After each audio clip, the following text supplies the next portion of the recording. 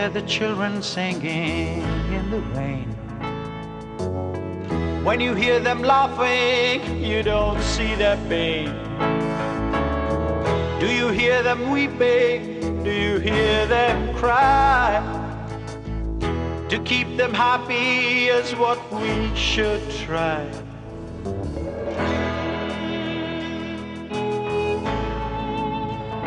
Situation of children is like a dipstick. It tells you what ails the society at large. In the human rights paradigm, children or human beings are the rights holders, the state or the government is the duty bearer. Primary responsibility of realization of children's rights vests with the government. Child rights in this market-driven world is an issue that is of crucial importance, more than ever before, because although the world is totally market-driven, there is also, one hopes and I think, a heightened sense of the ethics that underlie the markets that are so dominating our lives.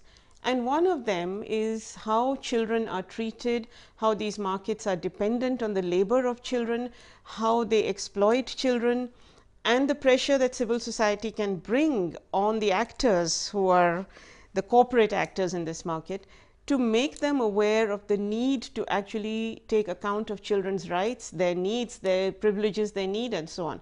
But it is also more than ever very difficult. You know, the challenge is really to collapse the distance between the needs of children on the ground and the interests of the corporate world, the market in profit. And you find that more and more of them are getting unemployed, getting out of rural areas into urban areas, and there is an informalization of work, a casualization of labor force. Since children are so cheap as cheap labor, there are many more children joining the informal sector today than ever before. So many places where children are being trafficked for work, there is child labor, and there is a growth in engaging children in the informal sectors. It is important to work on the entire governance system to ensure that it is sensitive to children, it looks at children as individual citizens, as citizens in their own right and not as mere extensions of adults. Families have to be strengthened because they live in families. But they are not just extension of families, they are also part of a family in their own right. So there is a mother, there is a father, there is a brother, there is a sister, there is a grandfather, but there is also the individual child whose rights have to be realized. The child may be disabled, the child may be a girl child, may be a boy child who is in a difficult circumstance because they have been abused. But each child is special and needs to be looked at especially. All I can say is that the struggle for children is always a consistent thing, even to bring children on the agenda of annual plan discussions when the chief ministers sit across.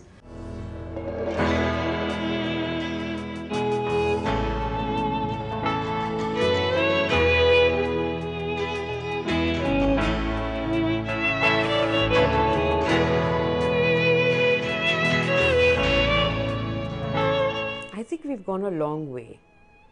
When we started 12 years ago, it was a challenge even to get people to understand children's rights. And so, meticulously, as you have a school curriculum that was developed by many organizations by way of simplifying the Convention on the Rights of the Child. It was really a struggle to help people to see that, children's rights is about building linkages. And we realized that there was a need for an organization that looked at all children, irrespective of gender, irrespective of where they were located, irrespective of just the problem. They could be a street child, it could be a child in a home, it could be in a middle class home, it could be in an institution, but all children across ages, making the cross-cutting connections between issues and categories of children needed to be looked at.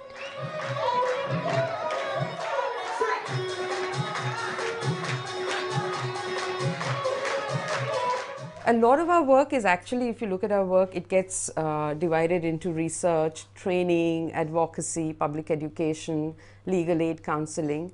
But all of this is connected, and the idea is to constantly monitor the government and to hold the government accountable. Let me tell you that HAQ was the first one, to the best of my knowledge, that picked up the issue of governance as an overarching theme in the discussion of child rights and child well-being. We at ACPF, the African Child Policy Forum, had been grappling actually with the issue of governance, but we didn't know that that was what we were dealing with. We're just looking at policy interventions in a rather isolated way. So when we carry out research, which is, for instance, the budget for children analysis, what we are doing is actually monitoring the executive. Whatever promises are being made and commitments are being there in the policy documents, and until and unless there is an equal amount of financial commitment, in the ground level changes are hard to take place. So whenever we do budget analysis at HAQ, we try to compare it with the actual situation at the ground level.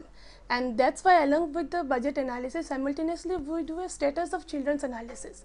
So like on one hand, we have an actual status in the ground level, and on the other hand, we have the financial allocations that are being made. We have also developed a software. We are in the process of talking with the various ministries in the state so that they can take this software and they can do the budget analysis on their own. We partnered with MV Foundation to do our budget analysis, and they've been able to use it at the panchayat level. So they've created a forum where people look at what is there in the budget for them. They also try and look at what is coming to the panchayat, what actually is due to the panchayat by way of schemes for children which they are supposed to implement, and then they use it to lobby for more investments. Our role is to take these findings to the maximum number of stakeholders, like who can make an impact at the policy level, and if required, the changes can be made. So that simultaneously we take these findings to the bureaucrats, also to the parliamentarians with whom we try to discourses in the floor of the parliament also. And our aim is to get the governments realize that these kind of tools are also helpful for them. We wrote the chapter in the 11th plan on women's agency and child rights. The earlier chapters were always called women and children's development. So we changed the vocabulary. HAQ has guided me since 2004 when I began my term in the Planning Commission. I have always they have really mentored me in the area of children. At the end of the day, the objective is to see how the judiciary is functioning, how sensitive it is to children's issues, and whether children are being able to seek justice in the present system. HAQ's intervention on juvenile justice comes through its child protection work, and child protection work entails counseling, legal aid, and also rehabilitation of the victims wherever possible. So how do cases come to HAQ when in terms of legal aid? Firstly, our constant presence of counsellors at the juvenile justice boards gives us a rough idea about what kind of cases comes there. So if there's a need felt for legal aid, we jump in. Similarly, we get calls from child welfare committees if they have questions which pertain to legal matters. And also we provide police trainings, and we go to police stations and provide capacity building trainings for them. So we get calls from the police as well. I think we've also been able to make that clear and acceptable to the Government of India, that child protection is not only about post-harm situations, that children have been harmed and now you put things in place, you have institutional care, you have alternate care, etc. For us, the preventive aspect of child protection is more important than anything else, which is that first we need to ensure that children don't fall out of the social security and protective nets, which is why we say link up with the families, strengthen the families. And that has become a component of the integrated child protection scheme. And it was because of the consistent effort of organizations like HAQ working for children that the ICPS got anywhere, the Integrated Child Protection Scheme. HAQ was very much with us.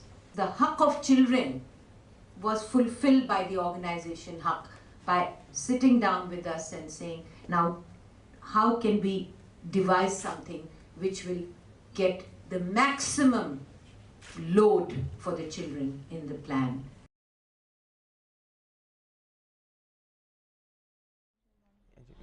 we are getting cases from all over.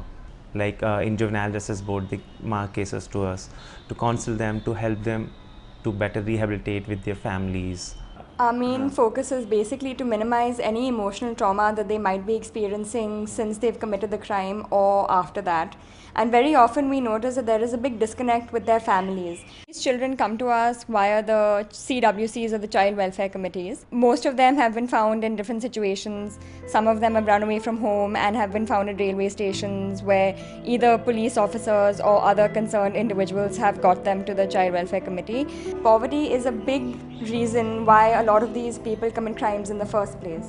Poverty and other things also. It's not only poverty which is responsible. Poverty may be one of the cause. Also for us, you see, all the tools that we develop, whether it's the budget for analysis as a tool or it's the Child Rights Index, I think these are important because what we're trying to do is establish children's rights as an indicator for national development.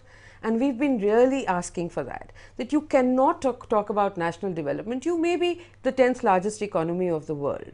You also may be, having a GDP growth of 8 or 9% on an average. But if your children, if their rights are not met, how long will you harp on your national development?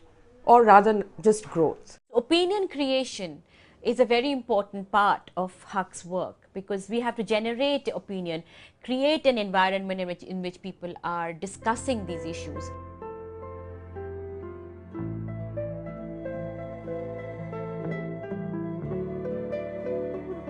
The problem with working on children across the world, or more so in India in many ways, is the more vertical way of looking at issues of children. So either you work on education, or you work on health, or you work on disability, or you work on protection.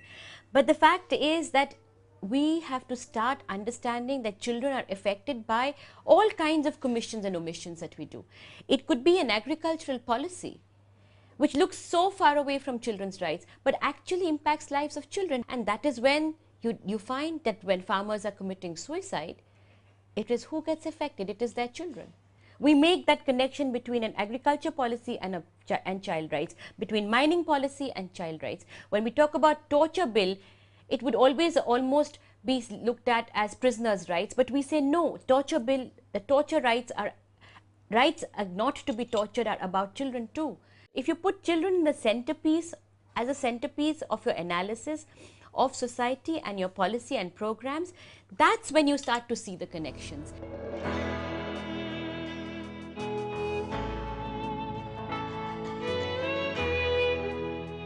Yes, we do see a time when, as I said, children's rights will become a national indicator to measure national development.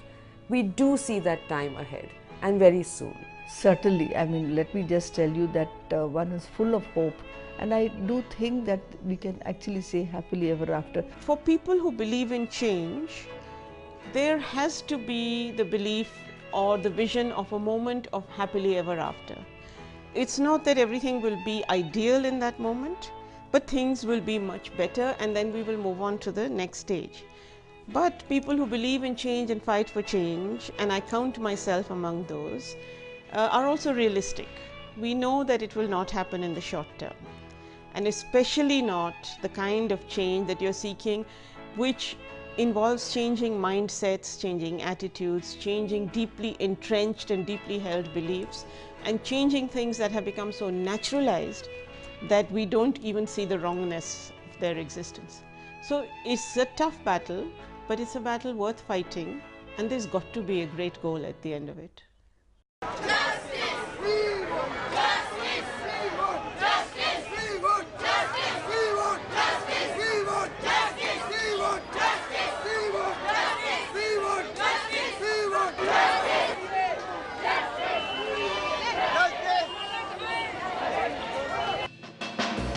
Do you hear the children playing whispers with their friends? Their secrets and their stories, means of a broken spell. Do you hear them calling out to the world outside? To understand them, we'll all have to realize. I see the dawn breaking far and wide. with millions of children singing in its glorious light. They cannot wait now anymore. Their name is today and not tomorrow.